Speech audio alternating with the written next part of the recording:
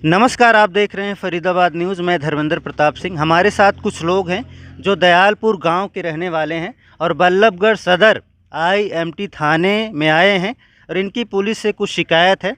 एक नाबालिग से छेड़छाड़ की वारदात हुई, उसके बाद मारपीट हुई है। इनसे बातचीत करते हैं। सर नमस्कार।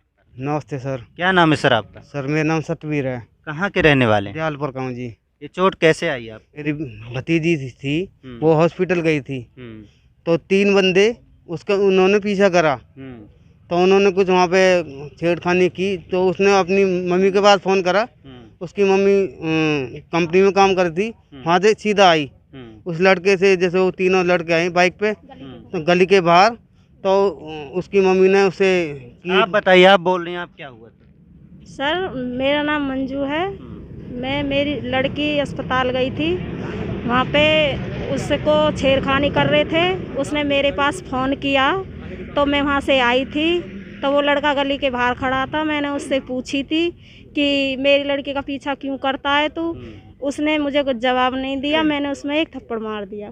उसके बाद जी वो गुत्थम गुत्था होने लगी तो मेरे लड़के को डंडा से हॉकी से मारने लगे। कौन है आपका लड़का? मेरा लड़का जी आंसू है।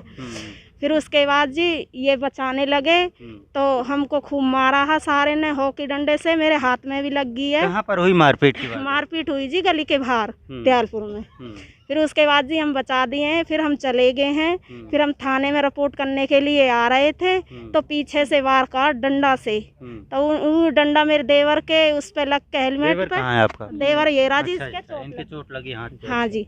फिर उसके बाद वो डंडा इसके हाथ। आपका कहना है कि कोई आपकी जो नाबालिग लड़की है उसको छेड़ता था, परेशान करता था, फॉलो करता था और आपसे उसने बताया तो आपने उससे बात की और एक थप्पड़ मार दिया आपने।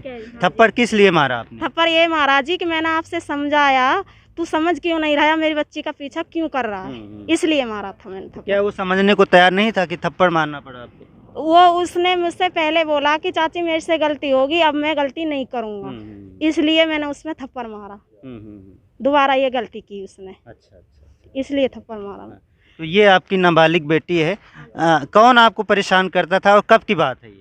अभिषेक नाम का लड़का था और मतलब मैं हॉस्पिटल गई थी तो मेरे साथ आए थे और उसके साथ 2 उसके साथी थे। वो गांव के रहने वाले हैं? गांव के ही रहने तो वाले आपने हैं। अपनी मम्मी को बताया कि मुझे परेशान करता है? हाँ, मैंने अपनी मम्मी को कभी बताया। आपको कोई टच किया हो, कुछ भी किया हो? मतलब जब मैं हॉस्पिटल गई थी तब मतलब हाथ पकड़ पकड़ के बोल रहा था कि तू मुझसे बात क्यों नहीं करता, ये है वो है।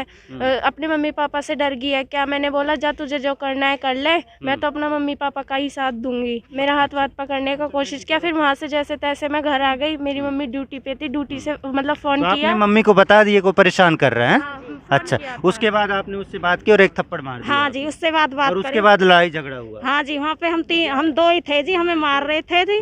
फिर ये बचाने आए तो इन पे भी गुथ गए जी। आपने जैसे थप्पड़ मारा होगा उसको, उसने अपने घर वालों को बुलाया? किसको बुलाया? घर वालों को नहीं। उसने ही मारा पीटा? हाँ जी, उसके साथ 3 लड़के थे और उसकी दादी थी और उसके तीनों भाई थे, उसका चाचा था और क्या नाम है उसका ताऊ का लड़का था। वो सारे जने थे। तो आपने उनको बताया नहीं कि मैंने समझाने के मकसद से उसको थप्पड़ मारा? सर मौका ही नहीं दिया। मौका ही नहीं। उन्होंने मौके नहीं दिया सर। तो हमने सुना है दूसरी पार्टी ने भी शिकायत की है आप लोगों के खिलाफ थाने में। अजी शिकायत और आपकी शिकायत पर क्या मुकदमा दर्ज हुआ? नहीं हुआ जी। आपकी पुलिस से क्या मांग है?